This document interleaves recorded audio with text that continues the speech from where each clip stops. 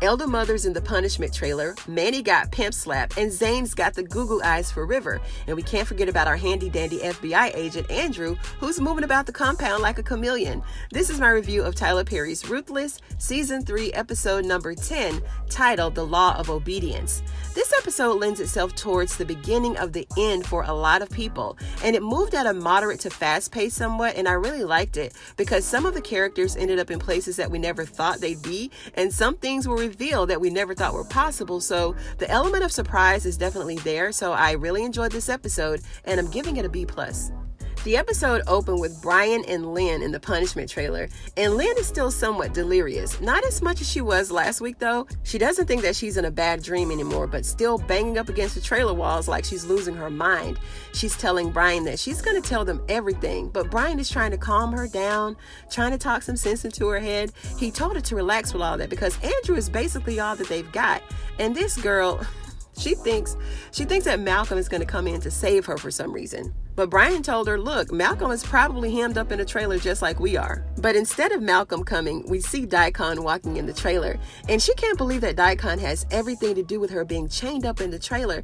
And Lynn is still coming down off of that high, right? So she thinks that Daikon is going to unchain her to let her go home. But Daikon told her, look, Buttercup, your zip code has changed, right? And the compound is your new home. This is your new reality. He noticed that Andrew's boot print was against her face, and he wanted to know how it got there. Then Brian jumped in so that she wouldn't have to answer it. He noticed that she was going through withdrawals, and they went back and forth for a minute, and then he pulled out a syringe from his jacket to give to Lynn. Then Brian jumped in again and told him not to give it to her.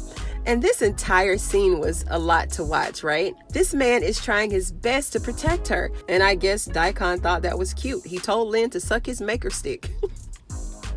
Then he would give her the contents in the syringe. And at first she said no, she wasn't going to do it. But as Daikon kept trying to leave the trailer, she called out to him and said, okay, I'll do it. I'll do it. And poor Brian, he's just sitting there and he's forced to watch all of this. Then we move to Zane and River, and then we find out that Zane has the hots for River. She's mistaken River's concern for her the wrong way, right? Zane thinks that River cares about her because he likes her, but River only cares about her because he thinks that she's going to be his eyes and ears in that little money operation that he's got going on with Ruth and Joan.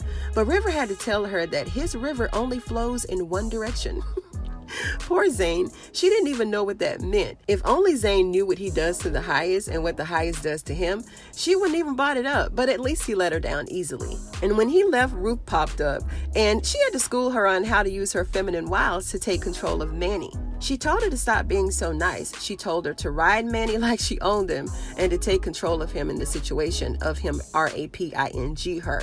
And we found out that Zane is only 19. And this, of course, would explain why she's so naive. She told Zane to F him and to F him good.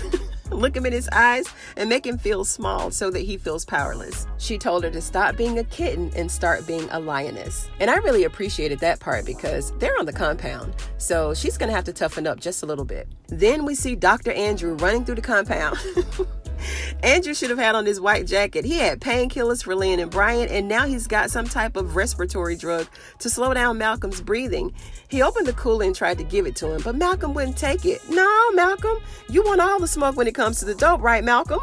That's what you wanted, right? That's what you're on the compound for. But now he's begging Andrew for help, and he thinks that Andrew's trying to get back at him for sleeping with Sarah. But Andrew had to tell him, this is not about my wife, bruh. Look, he's trying to save his life. Like, he's not really even thinking about Sarah at this point. He told him he was going to help him out, but he needed to be patient and to hold on. Then as he was leaving, he ran into Ruth, and she wants to know what's going on. He didn't tell her anything, and they're both still trying to withhold information, not giving in. And Andrew wanted to know if there were people on the compound who wanted to leave. She told him no. Then she really had to tell him the truth about Tally. She told him that Tally killed herself at Richard and Nancy's. And of course, this made Andrew very sad. He started crying. And I have no idea why they're playing this cat and mouse game. They know each other, right? Like, their relationship/friendship is taking 3 steps backwards, so I'm not sure why they can't talk to each other anymore. I guess they're both testing each other just to see if they can trust each other still. But it looks like Andrew sees that he's flying solo, right? Like, he really can't trust anybody for real. Now look, Elder Mother done went straight gangster. She went up in the finance trailer to see Joan and to see if she talked to the highest about giving her the money for the pregnancy test. And Joan kept telling her that they didn't have it, but Elder Mother Supreme insisted that Joan give her the money. Joan says that she's following protocol and being obedient. And when I say Elder Mother insisted, that's exactly what she did. She told Joan she better give her that money and she better give it up smooth. And Elder Mother Supreme is looking for Daikon too. She wants Daikon to send one of the men to the store to get it. So Joan eventually gave it to her. Now Joan knows what Elder Mother Supreme is trying to do, so she should have never gave the money to her. And she mentioned nothing about the soda that Ruth needed, right, to make the test positive. So I don't know, Elder Mother must have scared her into it. Now as she's leaving out of the trailer, she saw Manny, and she told Manny that she wants him to go to the store for her, but he has to ask Daikon first. She told him to walk her around the compound to find Daikon. She saw Zane sitting under the gazebo, and this time she's picking some corn. She told her that she wanted her to go to the store with Manny to get the test, right? And now that he knows that he's taking Zane to the market, he all of a sudden knows where Daikon is, right? And he told her that the last time he saw him, he was in the punishment trailer. Then Ruth came back and told Zane that she doesn't have much time, and she gave her another quick lesson, another quick one-on-one on what to do. She told her to spit on Manny when they were done and to scratch his back. She said that this will make him want her more and more. Of course, Zane didn't really want that to happen, and she said, well, this is the only way that you're going to get his power. So Zane is scared. She's scared to death. She really doesn't have that lioness, powerful aura that Ruth carries. But Ruth is trying to give her the game, but it's not for Zane at all. The highest is standing out by the fire, admiring the grass. Then River came up and told him that he admired the philosophy of him standing there in nature. They had to get all deep on this. Then the highest wanted to know what they would do if he were to leave. Of course, River had to stroke his ego and told him that they'd be lost without him because they all love him. Yada, yada, cry me a river. The highest said maybe it's time for him to leave the compound. He told River that he had to go and meditate, and then he left. All River could do in this moment is think that they really need to get that money moved because the highest about to dip.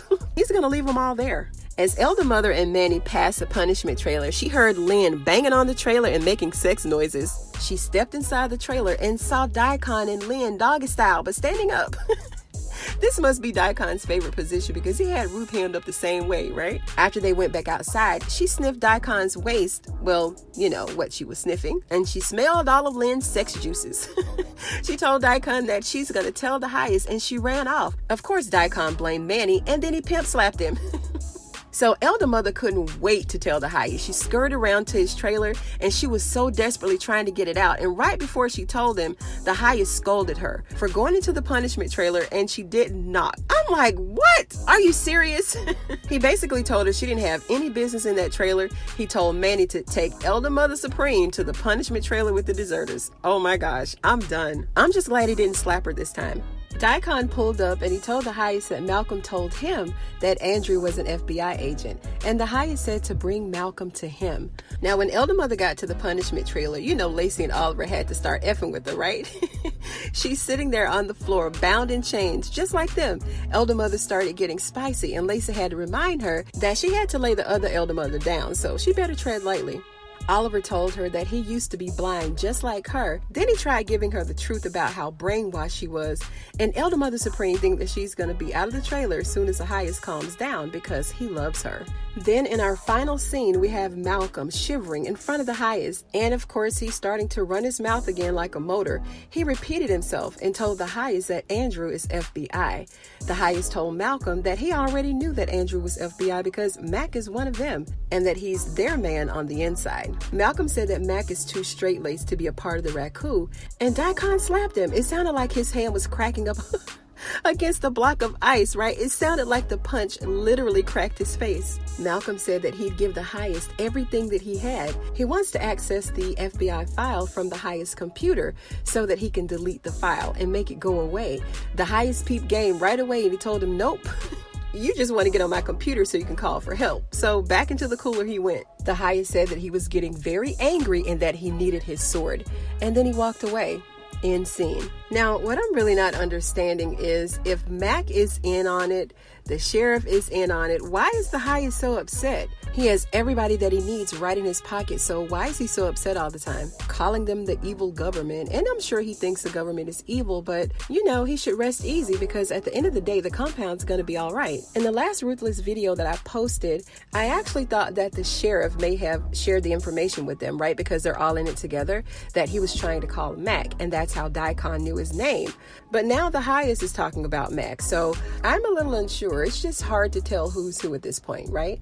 Well, that's all I got for this one, you guys. Thank you so much for joining me today. And if you like this video, go ahead and give it a thumbs up. I'd appreciate it. And if you're a Ruthless fan, go ahead and sub to the channel. And don't forget to share the video on Instagram, your Facebook groups, TikTok, and Twitter. Thank you once again for joining me, you guys, and I'll see you on the next one.